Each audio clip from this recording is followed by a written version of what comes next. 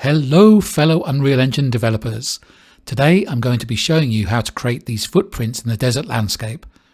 I'll be showing two techniques, a fake displacement method, which is the one I recommend for Unreal Engine 5 at the moment, and a true displacement method, which has some issues that may be resolved in the future. Full disclosure, I'm going to be using a toolkit called Openland to do this, because the blueprint coding is quite heavy to achieve this effect.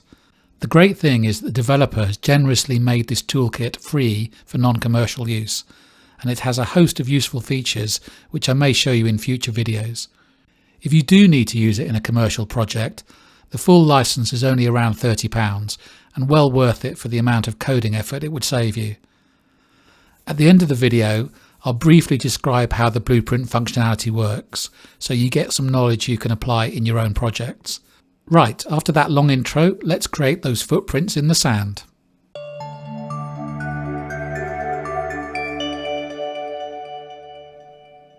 First things first, let's get everything set up we need. You can achieve this effect on any landscape, but if you want to do it on the desert landscape here, then follow my earlier tutorial. You'll see it in the link above and below, and you can get this dunes landscape set up. So that's the first thing you need to set up, either the desert dunes landscape or your own landscape. And then the next thing we need to do is get hold of the Openland Toolkit. So if you go to the GitHub link that I've put in the description, you'll see this link to the Unreal Openland repository. And all you need to do is use this drop down that says code, download the zip file somewhere on your computer, and then once you've unzipped it somewhere, you'll have these folders and files. Go into the Openland folder at the top, then go into the content folder, and you want this Openland, this third Openland folder. So copy that with Control-C and then find your project. So here it is, footprints in the sand. Go into the content folder of your Unreal Engine project and paste it in there. And you'll have the Openland in here, the Openland directory in here. And if you go into your project now and look at the content browser, you should have an Openland folder in here with various subfolders with maps and blueprints. Like so, if it looks like this, Openland at the top level and these folders at the bottom level, you're ready to go. And the last thing I wanted to show you, this is not really to do with footprints, but a lot of people were saying in the landscape video that they didn't like the triangle shadow artifacts. What I mean by that is if I look into the sun, can you see how you have these horrible looking triangles of shadows? And this is caused by the fact that the landscape has a limited resolution, and these are the vertices of that resolution. And also the sun is low in the sky, so the shadows are actually being cast in quite a harsh fashion. Now in most maps you'd have foliage or rocks or buildings that covered it up, but because this is a large featureless landscape, we're seeing these shadows in all their ugliness. So the only real quick fix I've got for this is just to raise the sun up a bit and reduce the exposure so that you don't see these artifacts. So if you go to your directional light for the sun, and if you look at the rotation, so one of these rotations will be -8, mine's on the y-axis, which is quite low in the sky. So if I change that to -15, which will raise the sun up, you can see that those have pretty much disappeared. There's one there still, but so you could even raise it a bit more. That might just go away. Actually, that just might be a temporary artifact. Let's have a look as we go around. Oh, it's still there. So again, I could raise it a bit more. Let's do -16 or even -17. Okay, and now it's gone. So now you can see I've still got some shadows, but those triangles have gone. And if it's too bright for you, you can now go to your post-process volume, go to exposure, and I've changed the metering mode to manual, and then the exposure compensation, we can reduce that. So I could reduce that down to 10, and I've got a similar lighting model to what I had before, but those artifacts have gone. And if I go into play mode, hopefully I won't be able to see those triangles as I look towards the sky. Okay, so if you're using your own landscape, obviously make sure that you've got a character running around, otherwise you've got nothing to leave footprint, so you can add a third person character to your map. We've got a dust cloud here. That was another tutorial we did, which again I'll put a link to in the description below in case you didn't see that. So you can see as I'm running around at the moment, and there's no evidence left beneath the mannequin that I was ever there. So what quite a few of you were asking for is, can we have some footsteps in underneath the character? And the answer is yes. So let's get into the first method of adding footprints. So I call this first method fake displacement, and it's my recommended method with Unreal Engine 5 at the moment. It doesn't use runtime virtual textures or the virtual height field mesh, which have a few problems which may be resolved in the future.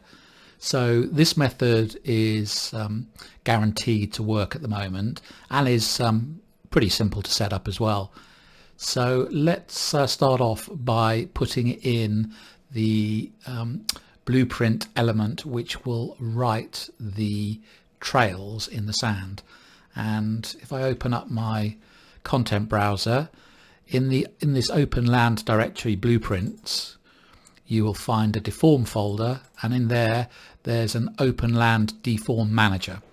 And if I bring this in, doesn't matter where it goes in the landscape, this component is responsible for writing and handling the trails in the sand, or writing them to what's called a render target. I'll talk at the end of the video a bit more about how this works under the hood.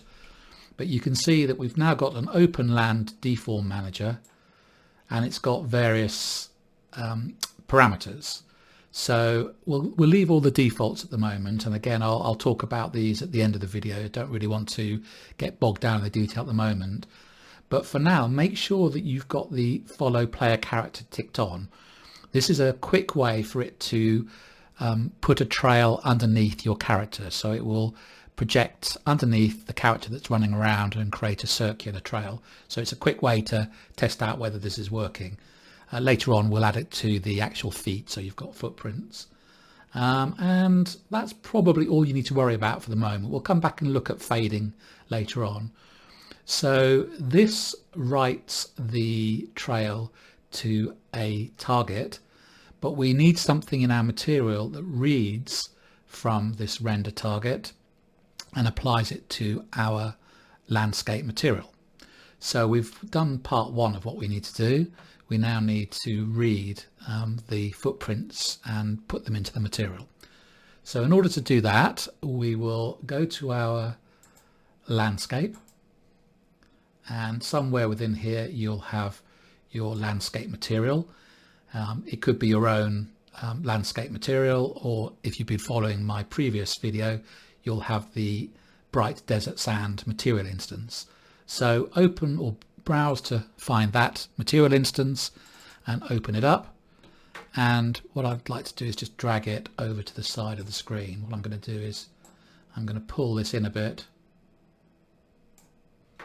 once I've made it small enough. Okay, so that means I can adjust these parameters as we go.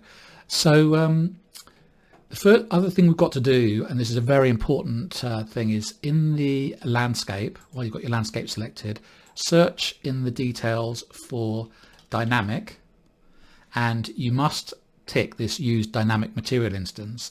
The reason being is that the blueprint code that we're going to put into the landscape material is going to set this render target dynamically that comes from the Openland deform manager. So make sure that is set to true. That's very important. Okay, so now we need to open up our material. This is the bright desert sand is a material instance. So if you go to the hierarchy, you'll see the parent material, which is MS surface material. Click on that and it will open up the material graph for this, and it will look something like this. So it has the textures for the color, metalness, the ambient occlusion, roughness and displacement, and normals, and then they all get into this adjustment function and then go out into a surface material. If you're using your own landscape material, it might have a lot more nodes before, but it should end up in a material attribute node. And what we want to do is we want to apply our displacement to start off with, in this fake displacement, just to the normals. So the way we're going to do this is we're going to take our result node here, and if you do break material attributes, it will, let's have a bit of space here, anything that we've got up to this point in time will be broken into their constituent attributes. And then we'll follow that by a make material attributes, which combines everything together. And then we'll put that back into the final result node. The reason we're doing this is so we can do some modifications in between. So what I want to do now is take the base color, in fact I can take everything from here.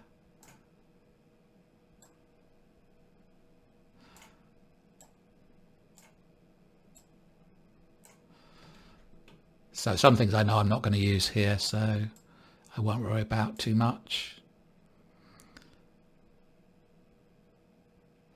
That's probably fine. So the main things you need is base color, metallic, specular, roughness, opacity, and you'll need normal as well.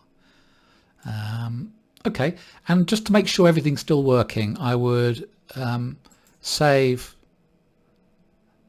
this asset and go back to your desert and make sure everything still looks the same as before. You might have a short delay while it prepares the shaders, but what you're expecting to see is no change at this point in time, because we've just taken the attributes out and then recombined them and put them there. What we do want to do now though is we want to take this normal and we want to run it through the displacement function to read from this deform target. So if you do Openland, read Openland's deform data, and this is a function that I will look at later on in the video to show you what it does, but it basically allows you to put in the existing normals and then it will spit out a normal with the displacement applied. So at the moment we've got some errors because we haven't put in all of the required inputs.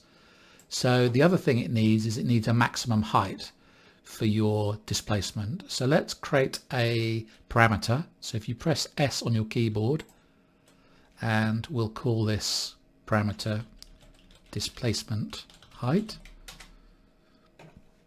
and let's set it to a default value of 50, and then plug that into the max height.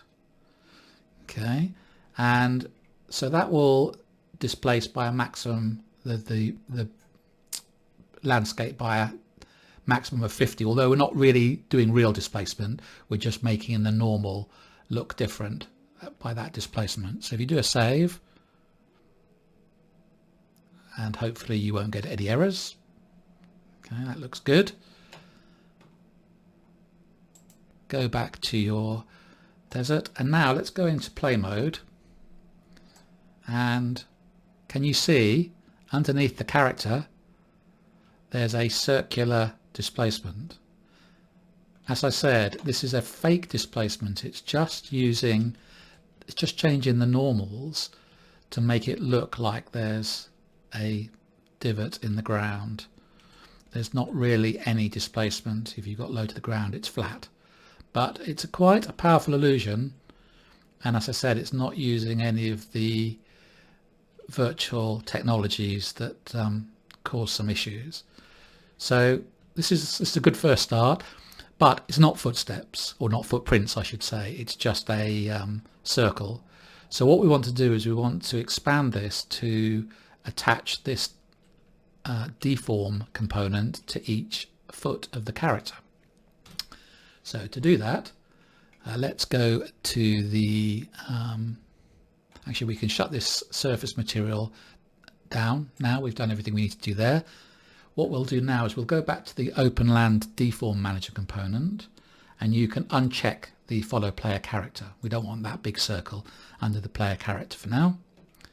And what we'll do now is, if you go into your world settings, if you don't see this world settings here, by the way, just go to Window, and it should be somewhere within here. Yeah, world settings. Just check that, and it'll appear somewhere on your screen. You can drag it into where you want it. So in the world settings, you should be in your third-person game mode, and you should have a player controller class. Sorry, a default pawn class of a third-person character. So if you, let me just move that along a bit, if you just browse to that character and open up the third-person character and go to the viewport, if we go around, what we want to do is we want to attach the trail making component to each foot.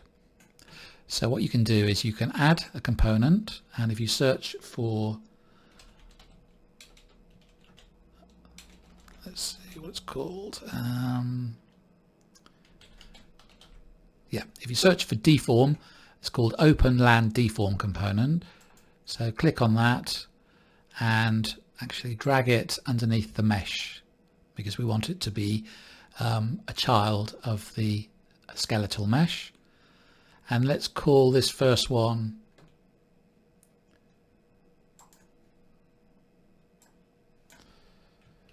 trail L for left.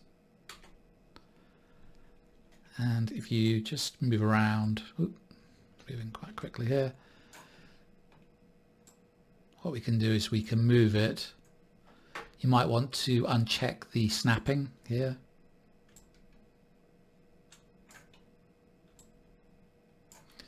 And just move it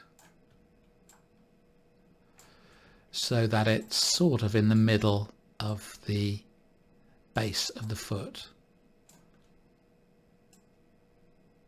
Sort of like that. So that's where your footprint is going to emanate from. And you can see there are some parameters here as well. The maximum depth, what it does is it looks below the foot, this number of pixels, or units I should say, and that's where it draws a trail. So the higher you make this, the more it leaves a trail, even if the foot's higher up in the air. So leave it as the default for now and come back and play with it if you need to. And then you can change the size of the footprint. So you don't have to have it in a uniform dimensions. If you want it longer on the length of the foot, you could make the X and the Y different. I'll leave it as, maybe I'll make one of these. I'll come back and change that later. Let's leave it as 40 and 40 for now. And then you get a choice of brush material as well. So there's various deform brushes here. You know, deform brush foot, brush hole. Again, you can play with those, and we'll have a brief look at those later on. So let's choose brush foot. That might be the right one for this particular application. There's some other stuff for drawing debug lines to test it out, but we probably won't need that. Okay, so we've done the left trail. Let's duplicate that with Control D, and we'll call this one trail R. And what we'll do is, oh, actually, sorry, one very important thing. Go back to trail L. We need to make sure it's attached to the foot socket. So if you go to the parent socket here and you want to select this foot L socket, and then you want to position it. So make sure you've selected the foot socket first, and then position it where you need it under the foot. Sorry about that, forgetting to tell you that important point. Okay, middle here. Okay, and what I'll do actually is I'll delete this trail R and then duplicate it again. Call it trail R, and the parent socket is going to be foot R socket, and you should see it should snap straight to the right foot because it's in the same relative location with that foot. So we now have a trail L and a trail R underneath the feet, and they both have an area, the same area size of 40. Okay, so compile. Go back to your play mode and let's see what happens. And now you can see as you run around, we now have footprints being left underneath those feet components. So you can adjust the area size to get the effect you want, and you've pretty much got the fake displacement finished now. The only last thing I'll show you is that you see that the footprints are left behind everywhere. You might want them to fade over time, otherwise you'll just end up with a desert full of footprints. So come out of here. If you go to the deform manager, Openland deform manager, you might have to go back to your details panel here. I mentioned briefly there was this fading section. So if you enable deform fading, there's a couple of parameters here for the percentage of fading and how often per second it does that fade. So I think 1 is the maximum and the fade interval of 1 second. So again, you can play around with these. I've tried a fade percentage of 0.3, which I think is a third every time, and I'll fade the fade interval of 0.1. It means it'll do it 10 times a second. So if you now go into play mode, if I run in a circle,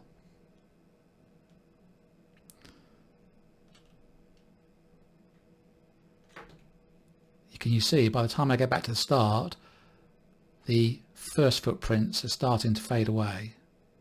I've probably done a bit too slowly. Yeah, but you can see now the first footprints that I had here have virtually gone. So you can play around with that, and that's a more authentic effect. And if you're running in things like mud or water, which are very viscous, you can make that fade very quick so that the footprints pretty much disappear straight away. So that's the first method, and that's my recommended method, fake displacement. Let's move on now and look at the second method. This next method I'm calling true displacement, and this is the using virtual height field meshes to replace what you used to do with tessellation in Unreal Engine 4. I did a video last week on the differences between Unreal Engine 4 and Unreal Engine 5 for displacement, and I mentioned in that video that there were a lot of issues with the current virtual height field mesh. However, I think it's still worth showing the technique because it may be something that's fixed in the next months or so, and this will therefore become a proper way of achieving displacement. However, there's lots of issues at the moment, and it's very convoluted to set up, so be prepared for quite a few activities to get this working, and even then there are problems that you're probably not going to want to live with. So that being said, let me show you how you achieve true displacement for our footprints. So continuing on from where we left off, what we're going to do now is we are going to take our landscape, material and height information. We're going to write it into 2 runtime virtual textures, one for the material information or the textures, and the other one for the height information. We're then going to read that height into a virtual height field mesh, which has got adaptable vertices, so we can then apply displacement for the footprints into that virtual height field mesh. And we'll also get the textures from the runtime virtual texture to apply to the virtual height field mesh, so it looks like the landscape. There's quite a few things to do, as I said, so let's get started with the things we need to enable in order to get this to work. There's a setting and a couple of plugins. So if you go into your project settings, edit project settings, search for virtual, and under engine rendering you want to enable virtual texture support. Make sure that's checked. It'll ask you to restart, but just hold fire for a second. Come out here and go into edit plugins, and there's a couple of plugins we want to enable. So if you type editor and scroll down a bit to editor scripting utilities, make sure that's checked. This will allow us to use a couple of widgets that Openland provides to set some of these virtual elements up for us, so make sure that's checked. And then search for height or height field, and you want to enable the virtual height field mesh. It says it's experimental, and in my experience that's very much true. There are quite a few things that don't work as I would want them to, but again, this may be fixed soon, so let's give it a go. And then it'll say restart now, so pause the video, restart, and then I'll rejoin you in a second or two. Okay, so hopefully you've restarted your project without any problems. Let's do this in stages. The first thing I want to do is I want to write the material information for the landscape to a virtual texture and then apply it to the landscape just to see if it looks the same as it did before. So in order to do that, let's go into our content browser, choose the Openland folder, and there's a widgets subfolder, and you'll find this Openland RVT widget in that folder. If you right click and run the editor utility widget, it will say it's using the landscape as the ground actor, so it's going to add a virtual texture that surrounds this whole landscape. If your landscape's got a different name, it'll probably appear here. So just click add RVT support, and then it tells you a couple of things you need to do. I'll do these with you. Over in the outliner, you now have two runtime virtual textures, so make sure that the one that says RVT volume height is selected, and then select the virtual texture of RVT Openland height. Then go to the RVT volume material, and under the virtual texture select RVT Openland material. That tutorial stuff disappears now, get rid of that. And now we have our two runtime virtual textures ready to receive information. So the next thing we need to do is change our landscape material to write to, we're not going to do the height yet, to write to the runtime virtual texture material. So you need to go to your material for the landscape. So landscape material, open that up. This is my bright desert sand instance, and then in there go to hierarchy and open up the parent material if you haven't already left it open. And you should eventually get to this material graph, which is where we put in some code for our footprints in part one of this video. What we're going to do now is we're going to, instead of directly writing these attributes out to the material, we're now going to write them to our runtime virtual texture. So delete this make material attributes node here, and right click and type runtime virtual texture output.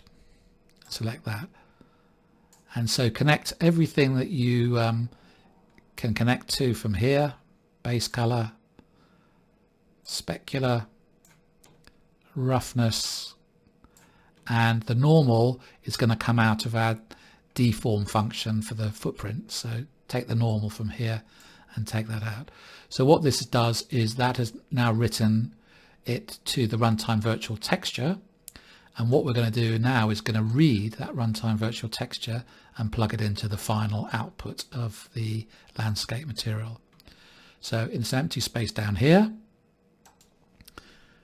do runtime, and you want to choose runtime virtual texture sample. And don't forget to do this. This is something I forget all the time. You need to specify which virtual texture you're reading from. We want to do the RVT Openland material.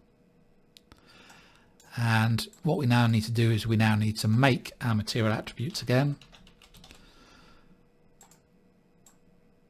So we're going to copy over the things we copied in a second ago: base color, specular, roughness, and normal. And then we'll connect that to the output. So we've got the same thing going on, except we've got this runtime virtual texture in between that's being written to and then read from in order to create our final material output. So click Save here and go back to the desert. You can see a little bit of blurring. You might have seen that while it quickly compiles and creates the runtime virtual texture.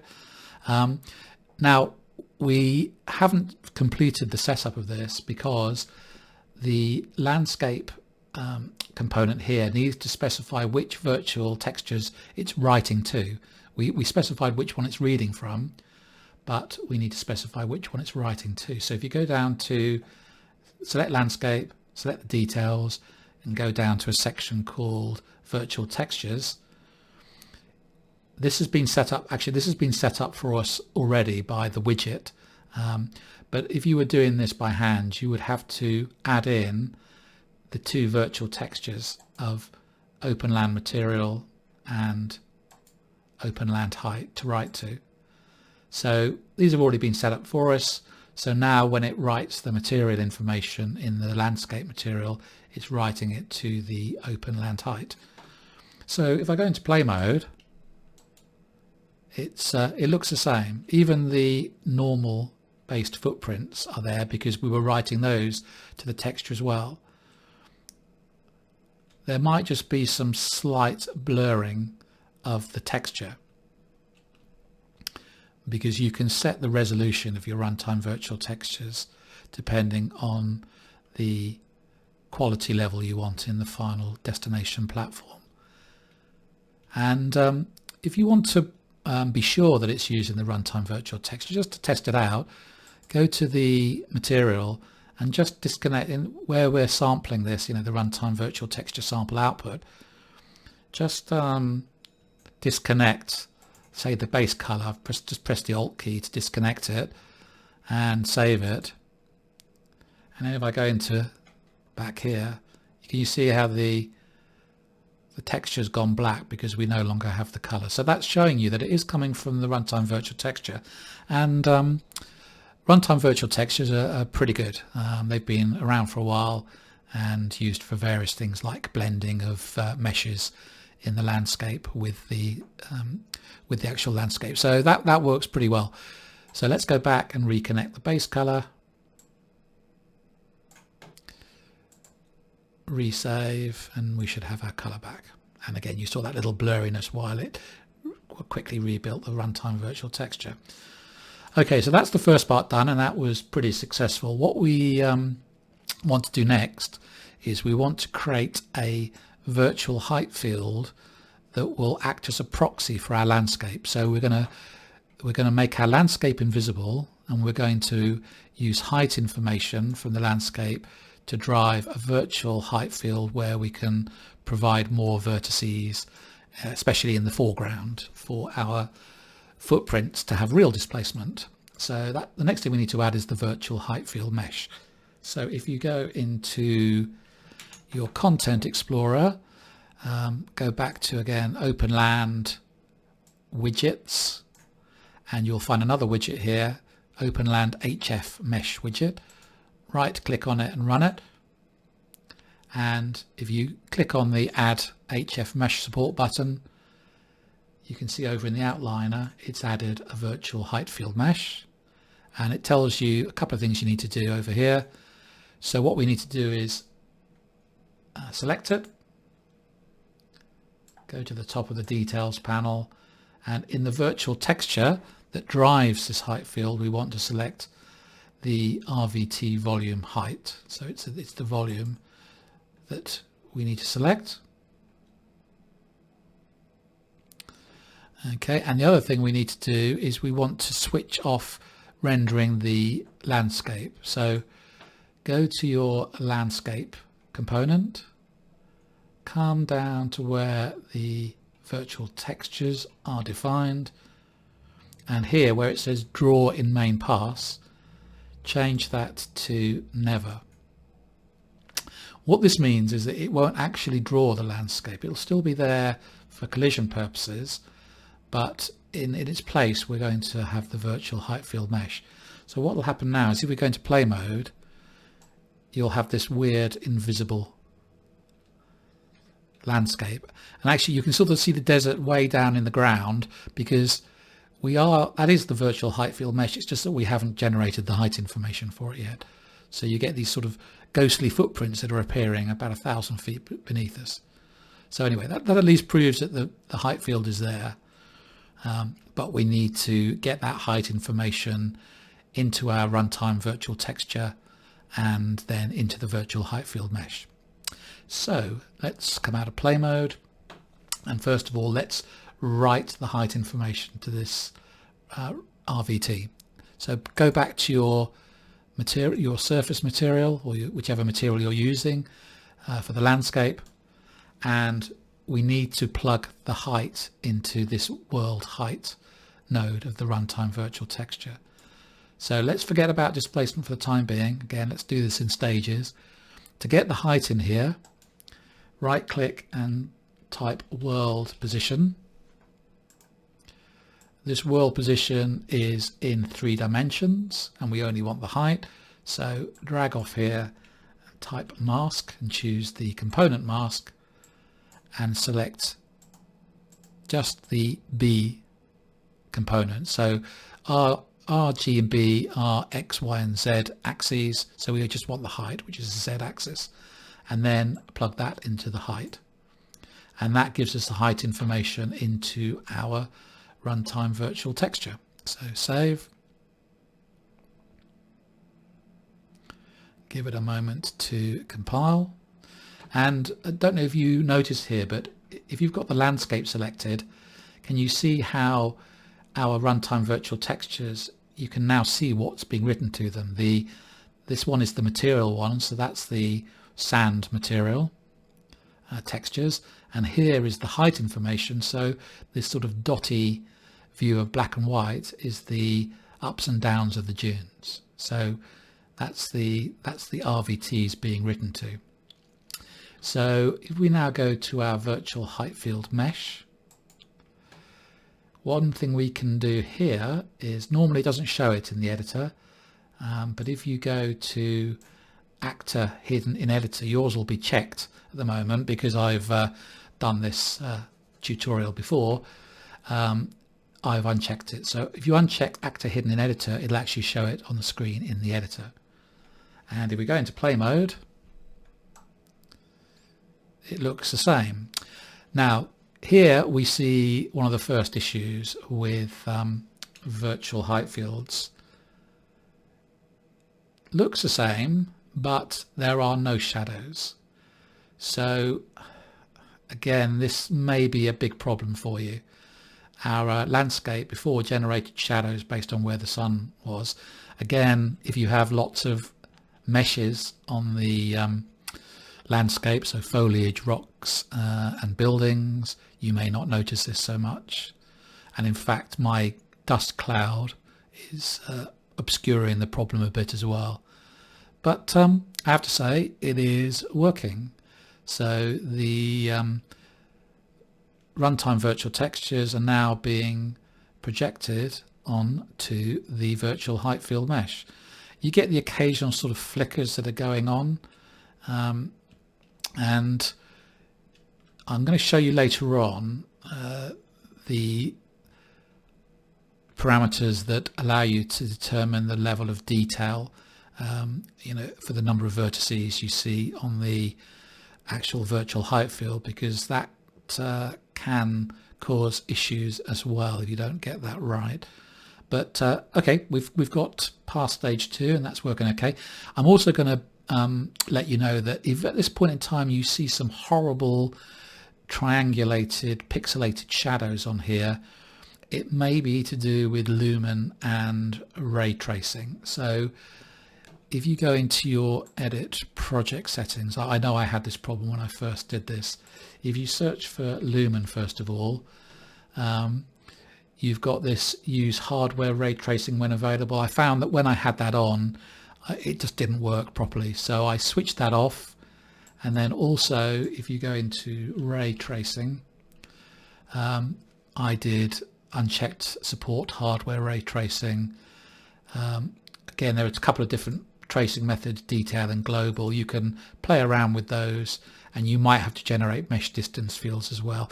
Usually you'll get some instructions. If things aren't right, you'll get instructions in the editor as to what you need to set on here, but it is a little bit tricky to set up. So anyway, we've got the virtual height field mesh set up. We've got the runtime virtual textures created. What we now want to do is generate some real displacement in our height.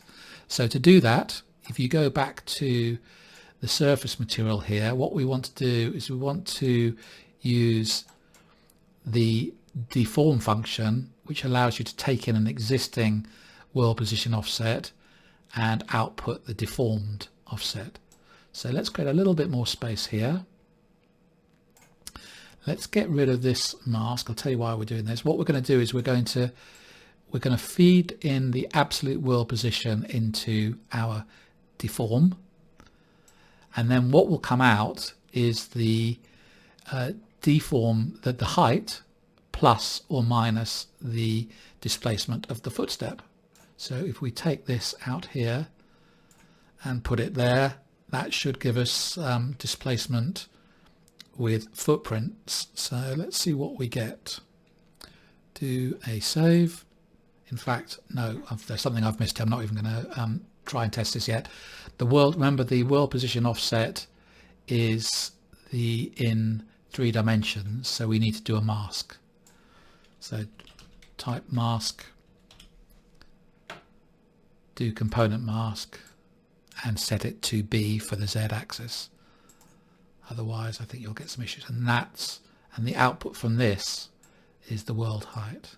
Okay, so that looks right now. We've taken the world position offset, we've applied our deformation to it for the footprint, and then we've masked off the height here. So save this.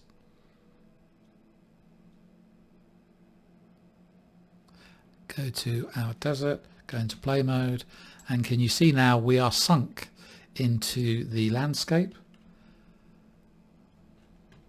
and we're getting some true deformation in there. Probably want to make the footprint a little wider. Now we've got some real displacement, and again I'm seeing a little bit of flickering going on because that stability of that virtual height field mesh, but it's not bad for a first attempt. So let's do a couple of tweaks. Come out of here and go into your character, go to the trails that we attached to the feet. You remember we attached, let's go around here, we attached 2 trail components to the feet, and what I'm going to do is make them a bit bigger. So let's make them 70 by 70.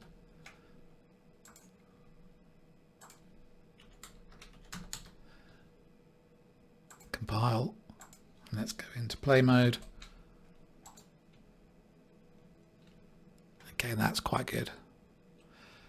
So the other thing you might notice is that the feet are always sunk into the landscape, and that's because the brush that's writing the displacement isn't going fully as deep as the landscape offset.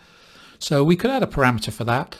If we go back to our material, and we could here have, this is our displacement height parameter here. What we could do is we could use the S key S and left click, and we'll create a new parameter called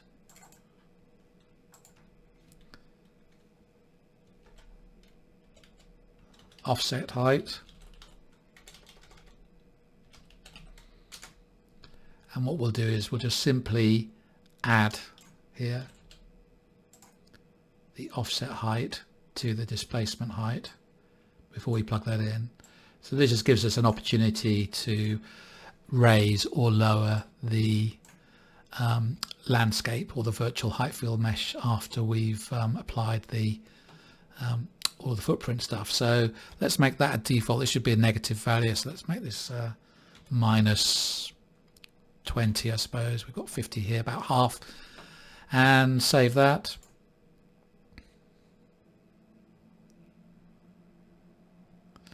And now if we go into play mode, you can see that now I'm getting the displacement, but my feet are still resting on top of the landscape. And you can see, if I come out of here, if you open your material instance here, go down to near the bottom, you can see the parameters here provided. So you can play around with those. So you could, you can make it deeper for the footprint, and then we'll make the offset minus 30 to bring it back up, and then go in there, and now we've got slightly deeper footprints, but our feet are still visible within there. So so again, you're seeing flickering here. The other thing I want to mention is that you adjust the detail of the virtual height field mesh in the LOD section of the virtual height field mesh. So if I come out of play mode with my virtual HF mesh selected, if I go to lit mode and choose wireframe, so this is I've got my virtual height field mesh selected, and you can see this is the detail level, which is, it's not bad, it's pretty detailed. If I come up here to the LOD section of the mesh, and by the way, it defaulted to this MIHF mesh, which it does read from the runtime virtual texture sample, but actually I should have been using my desert sand landscape here, desert scan material. Shouldn't make any difference. Let's just double check. Lit, yeah, it's the same. It's just that you might be confused why it was using that material. That was just the default that was in there. Let's go back to the wireframe mode, and it's these parameters here that look at the detail or control the detail in the foreground and the background. So if I make the LOD distribution 1, we're back to virtually what we had with the original landscape, so no detail at all. And then as we increase this, you get a little bit more detail, and then the distance scale affects how far away the LODs diminish. So you can play around with those, and obviously if you go very high with these, you're going to have a lot of detail going all the way into the landscape, and there might be a performance penalty. I haven't really played around with performance, so I don't know if that's an issue or not.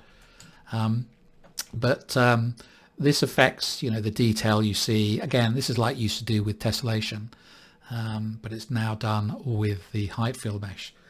So I want to show you another issue to do with height fields that I again think is problematic at the moment. So to show this problem in more detail, I've added some Quixel megascans into the landscape. So these are just various rocks and sort of canyon features that I've added to the landscape, and the problem I want to show you is that the meshes that I've added here are added to the landscape. They're not added to the virtual height field mesh. So if your virtual height field mesh changes height information due to those LOD settings, then the meshes will actually change relative to the height field mesh. It's probably best if I show you the issue.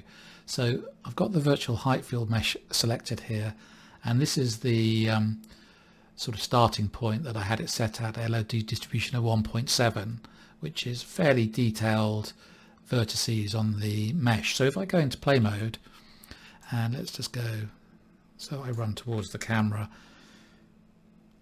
So if you look at the rocky meshes, you probably might see some very subtle movement. So what's happening is that as the displacement detail or the height field vertex detail in the background loses LOD, it just subtly shifts that information. Now obviously you can increase the level of detail here. In fact, you can increase this one as well, which makes it last for longer. That might make the issue less problematic. Oops, let's go the right way. Okay, and they're sticking to the ground a bit more there. But the problem is that very distant features, and I've noticed this in landscapes with mountains,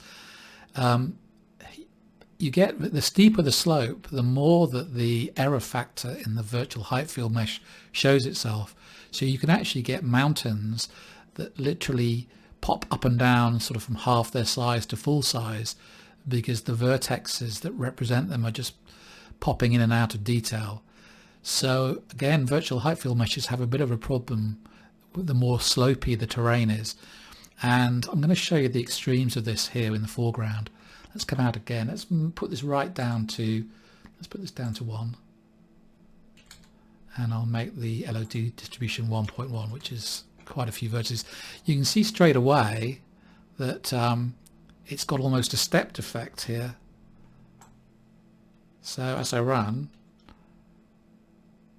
you see it's almost, the rocks are sinking into the landscape. And I know this is an extreme example, but this is what you see in the far background of virtual height field mesh landscapes. So again, you've really got to think about whether you have mountainous terrains with virtual height field meshes. Anyway, that's a few of the problems with it. They may get resolved, so you know there may be hope for this true displacement. But as I said, I'd stick with the fake displacement of the normals for now, which doesn't need to use anything experimental. And I'll finish off this video by giving you a brief description of how these blueprints are working, so you actually get some insight into the way the blueprint technology achieves this displacement. I'm not going to go into it in full detail, just show you an overview. So let's move on to that. This has already been my longest video so far, so I'm just going to look at the key nodes in each blueprint just to show you the flow of logic, and then I'll leave you to explore the rest on your own. So let's start off with the Openland Deform Manager. This is the blueprint that we placed on the landscape. And the key thing here, if I go to the top of the event graph, at the begin play, so when the game starts, it clears a 2D render target called RT hit info. And the 2D render target is really just a plane on which you can draw with materials. So this is going to be where we store our footprint trails, and then we later apply them to the landscape meshes. So that's the first thing, clearing out the render target ready for new footprint trails. And the only other really key thing in here is if you look in this set material parameters function, just down here, it gets your landscape and it sets the hit info render target to the render target that it's just cleared. And that means that that landscape material will have this render target and can use it to write to the material textures. That's why we needed to set the dynamic material instance on our landscape material. So that's the only other key thing. So that's all I'm going to look at in the Deform Manager. The next thing I'm going to look at is the component that writes the trails, and I'll just briefly describe how that works. So if we go to the Openland folder, Blueprints and Deform, there's this Openland Deform component. These were the components that we added to each foot of our character.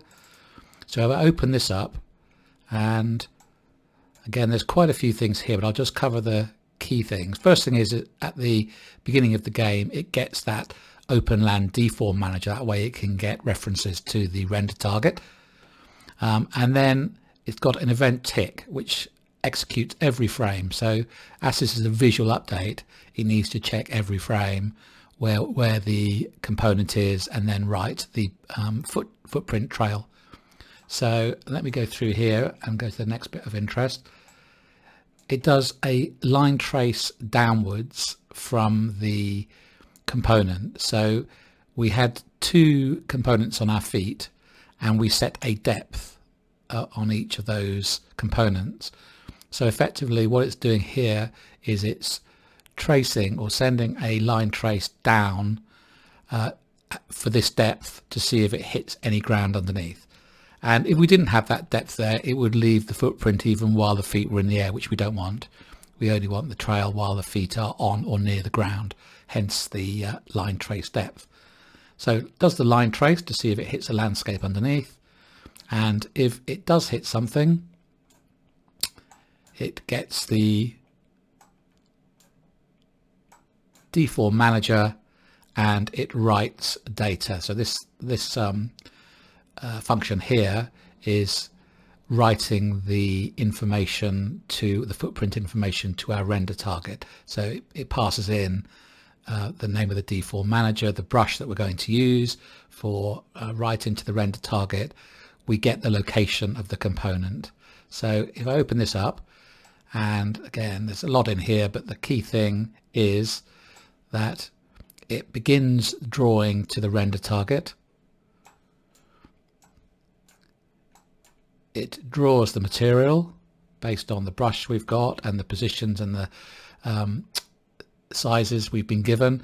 There's some logic in here that calculates the world position, because the render target is actually smaller than the world, so it uses some pivot points and world positions there, so you can explore that to see how that works. And then once it's drawn onto the canvas, it ends draw canvas to render target to effectively complete that that tick event. So now we have information in the render target. We need to get it onto the landscape. So the last part of the logic flow, if I close this down, in our material, this is what we've been building in this tutorial, we used this read Openland deform data, where we passed in the height we wanted, normals came in, and the new normal was output with the footprint. Similarly with the world position offsets for the true displacement, that's put out. So if we go into this function, and I'm just going to zoom out, there's quite a lot in here, but it's sort of two streams. This top stream here is all to do with true displacement, where it says calculate WPO, blend with existing WPO. And these four comment boxes at the bottom are all to do with the normals. So that was the fake displacement that we did. So let's look at the top stream first. What we have here is some code that gets the current world position, masks it on the R and G, which is the X and Y plane, and passes it into this function. And this function is what uses the render target. It effectively looks at that XY position adjusted for where the render target is on the landscape, and it spits out the height displacement. This input here is the maximum height we wanted as a parameter, and then it multiplies the height by a value probably between 0 and 1 here for the height, and then it goes over here, and let's ignore some of these things for now. The key thing here is it takes the existing world position offset and it adds the height to it and outputs it. So that's how it does the true displacement. As for the fake displacement using the normals, that's actually quite a bit more complicated. And I also would say I haven't fully gone through this in detail to understand this yet. But what it's doing is it's using it's getting the absolute position in X and Y coordinates, and it is creating some calculations here in order to be able to work out the normals for those render displacements. So you can see there's some logic here. There's one trail that multiplies by 1, and there's one that rotates 1/3, another one that rotates 2/3 before applying those displacements, and that will get out probably a normal at that point, which it then passes into a bit more logic which calculates the normal. It then mixes the normal from the render target with the normal of the landscape or the height field mesh, so based on the slope. And then the final thing it does is if there's any other normal information that came into this function, for example, if you had some micro displacement that happened earlier in the material function, then it will blend with that as well, and finally output the normal. So there's some, as I said, some smart functionality in here, and you could probably learn a lot just from studying all of these blueprints. Even the brush materials for the render target are quite involved. They're effectively creating feathered brushes that go from, so that you get sort of nice smooth slopes on the sides of your normals or displacements. So as I said, this has been a very long video. I just wanted to give you a brief overview of the way the logic flowed through these blueprints so that you learn a bit from it. And I hope you found today's tutorial helpful. Stick with me and I'll have a few more tutorials coming up soon. So I'll see you then. Bye for now.